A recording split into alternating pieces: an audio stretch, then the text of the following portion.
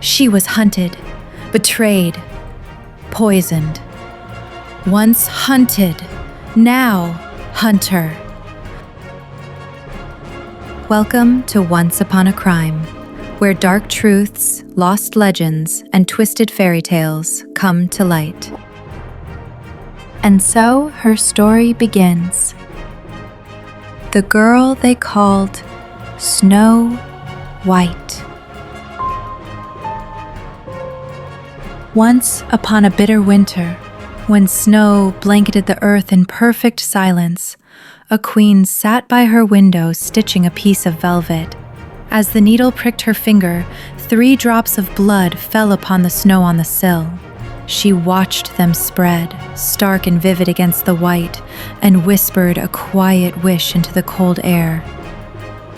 If only I could bear a daughter, skin as pale as snow, lips as red as blood, and hair as black as the raven's wing.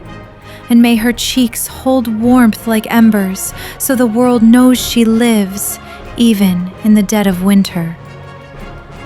It was a wish born of longing and sadness, for she had lost many children before. Months passed, and her wish took root in her womb. When the baby arrived, she was perfect, ethereal, unnatural, some whispered. They named her Snow White. She was the most beautiful child the kingdom had ever seen, so much so that even nobles from far lands came just to glimpse her face. But to her mother, Snow was not just beauty. She was hope wrapped in flesh, a second chance, the queen's final miracle. And then, the miracle turned to mourning. When Snow White was just 8 years old, her mother fell ill. The palace healers tried everything, herbs from the southern hills, elixirs from beyond the sea, even whispered prayers from secret priests who dared not name their gods aloud. None of it worked. Snow sat beside her mother's bed for nights that stretched like centuries. She begged her father, the king, to do more. "You have ships," she cried. "You have gold, you have power. Why can't you save her?" But power could not bargain with death. The queen passed on a windless night.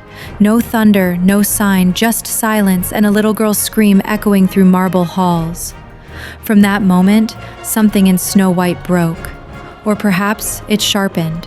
She stopped obeying court etiquette. She wandered beyond the palace walls, barefoot in frost. She argued with her tutors. She spat at the priest who said it was God's will. She watched her father with cold contempt, refusing to forgive him for his helplessness. "You are a king," she once hissed at him, "but you couldn't even save the only woman who loved you for who you were, not for your crown." The servants whispered that the princess had gone wild, that grief had made her cruel.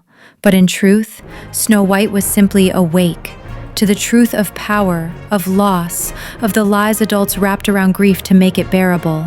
She was no longer the girl her mother had dreamed of. She was becoming something else entirely. Stay with us for the next chapter of our tale, where a lonely king, spellbound by longing, chooses not a noble queen, but a maid named Sara. From their union, a dark enchantment is born, one that will alter Snow White's fate forever. And by the power vested in Snow White herself, don't forget to like, share, and subscribe. Tap that little bell, and who knows, you just might live happily ever after.